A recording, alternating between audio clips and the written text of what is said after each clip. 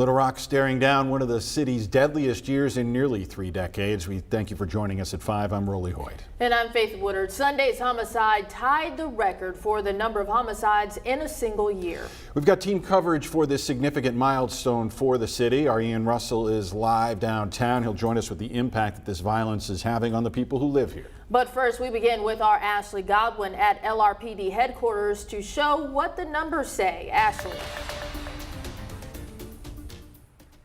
Faith and Rolly, the 70th homicide happened yesterday in Southwest Little Rock. David Royal was shot and killed, and police have arrested a man for that crime. But today, the Little Rock police chief addressed this unwanted milestone, saying he's frustrated with the numbers. Any homicide that we have in our city is too many. Arkansas's capital city is now facing the largest year of homicides ever. The previous record of 70 was set in 1993.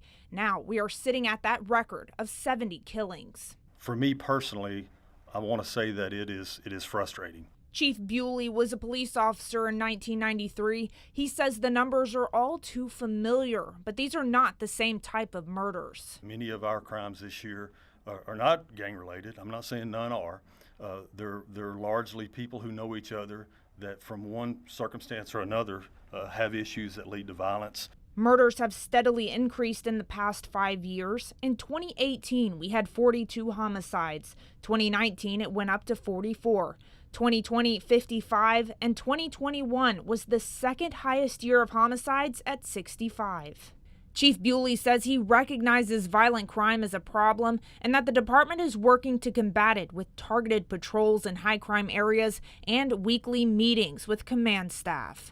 It allows us to take a look at what we're seeing, have open discussions among command staff, have input from every section of the department, determine if there's anything that we're seeing that we can intervene in. The chief says he believes solutions include long-term commitment to preventing crime with the community's help. We recognize we're committed. The biggest takeaway is we need the community support, particularly for the 17 unsolved homicides. Now, detectives have solved 46 of the homicides from this year. That means 17 are still unsolved. And if you have any information that could help solve these, you're asked to call the Little Rock Police Department. Now, our Ian Russell joins us. He talked to community members today, and they all said that one life lost is too many. Yeah, Ashley, every single one of those lives lost is one too many, just like you said there. And of course, losing anyone to gun violence is something that we as people should never want to see. Now, one community activist that I talked to told me that in many of those cases, those lives lost hit home because, like I said, many of those cases, he knew them personally. Now, he says the solution to getting out of this is not easy, but any step they can take is a step in the right direction. Willie Davis has walked these streets more times than he can count. Lifelong resident here in Little Rock, Arkansas, man. I grew up in the projects. Seasons change and life moves on, but not the problems he's seen for decades. So I knew a lot of these family members of these people who were deceased or killed violently because I'm from here. And so that made it even tougher. An LRPD sergeant for nearly 30 years, Davis has seen more homicides than anyone should ever see.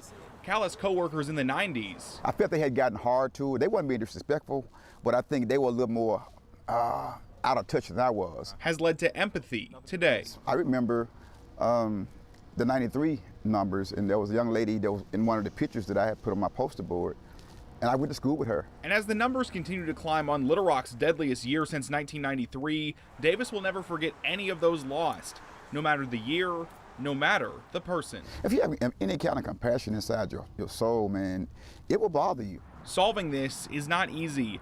It's been a topic for years, and yet Little Rock still sees numbers that Davis is frustrated by. Here we go again. Yeah, here we go again, but what are we gonna do about here we go again? You know, we have to do something. There is something Davis says can work.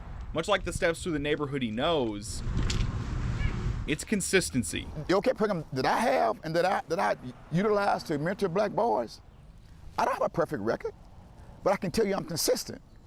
I've lost boys in this program, but I'm consistent. And while there's no guarantee that anything changes, Davis says programs to keep kids out of trouble can help, and anything he can do to keep his community safe is a step in the right direction. we can start doing some things then. But we have to be bold enough to do that, to address it, and to talk about it. I don't care what color you are. Violence has no name, but it impacts us all the same.